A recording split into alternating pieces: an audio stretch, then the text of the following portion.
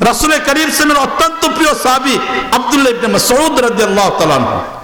এই আব্দুল্লাহ ইবনে মাসউদ রাদিয়াল্লাহু তাআলা আনহু একটা মাত্র নতুন কাপড়, এই কাপড়টা পয়রা বাইরে কোথাও অনুষ্ঠানে যাচ্ছেন, কোনো বাড়িতে বেড়ানোর জন্য যাচ্ছেন।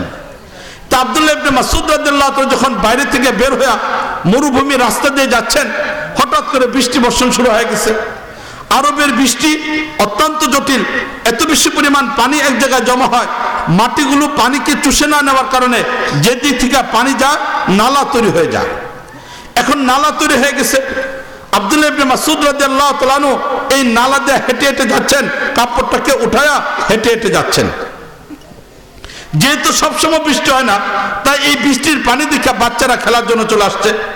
ছোট ছোট বাচ্চারা আব্দুল্লাহ ইবনে মাসউদকে চিনত না। তা আব্দুল্লাহ ইবনে মাসউদকে চিনত না, ছোট ছোট বাচ্চারা যখন দেখলো আব্দুল্লাহ ইবনে মাসউদ কাপড় উঠায়া খুব সতর্কতার সাথে যাচ্ছে, তারা একটু দুষ্টামি করতে চাইলো। একটা বাচ্চা এসা আব্দুল্লাহ ইবনে মাসউদের কাপড়ের মধ্যে একটু পানি ছিটান দিল। তাহলে ময়লা পানি, মরুভূমির সেই মাটিযুক্ত পানি যখন সাদা কাপড়ের মধ্যে লাগছে, কাপড়টা ময়লা হয়ে গেছে। আব্দুল্লাহ ইবনে মাসউদ যাচ্ছেন, এক বড় অনুষ্ঠানে যাচ্ছেন, একটা অনুষ্ঠানে তিনি যাচ্ছেন, আর অতিরিক্ত কোনো কাপড়ও নাই। আব্দুল্লাহ ইবনে মাসউদের কাপড়ের মধ্যে যখন ময়লা লাগলো, আব্দুল্লাহ ইবনে মাসউদ রাদিয়াল্লাহু তাআলা আনহু রাগ উঠে গেছে।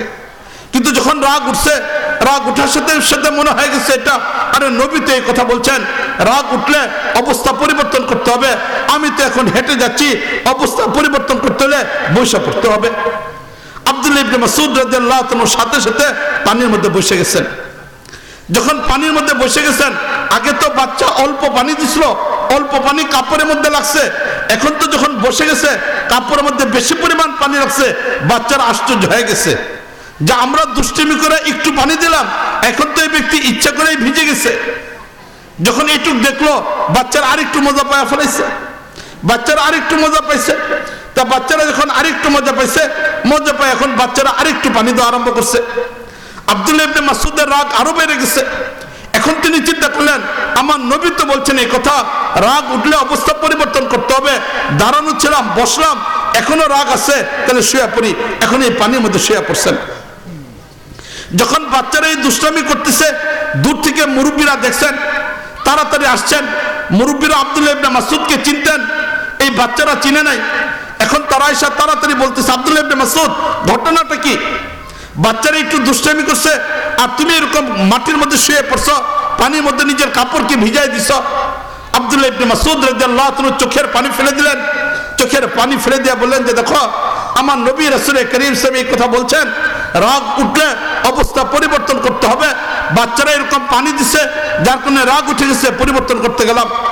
যে বলতেছে, আব্দুল্লাহ ইবনে মাসউদ তোমার তো আর অতিরিক্ত কোনো কাপড় নাই, তুমি যাচ্ছ একটা অনুষ্ঠানে, কাপড় যে নষ্ট হয়ে গেল। আব্দুল্লাহ ইবনে মাসউদ রাদিয়াল্লাহু তাআলা বলতেছেন, দেখো কাপড় নষ্ট হোক এতে আমার কোনো দুঃখ নাই, কিন্তু আমার নবী যে পদ্ধতি বলে দিয়েছেন এটার উপরে আমার আমল করতে হবে। শয়তানকে আশ্রয় দেওয়া যাবে না, শয়তান আমার উপর প্রভাব বিস্তার করবে, আমাকে জান্নাতের পথ থেকে জাহান্নামে নিয়ে যাবে, এটা কখনো হতে পারে না।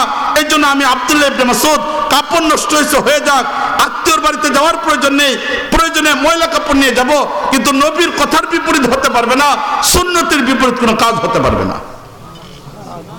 মুআজ্জাজ হাজরিন, আমরা কি পারি আমাদের ভিতরে এরকম পরিবর্তন আনতে?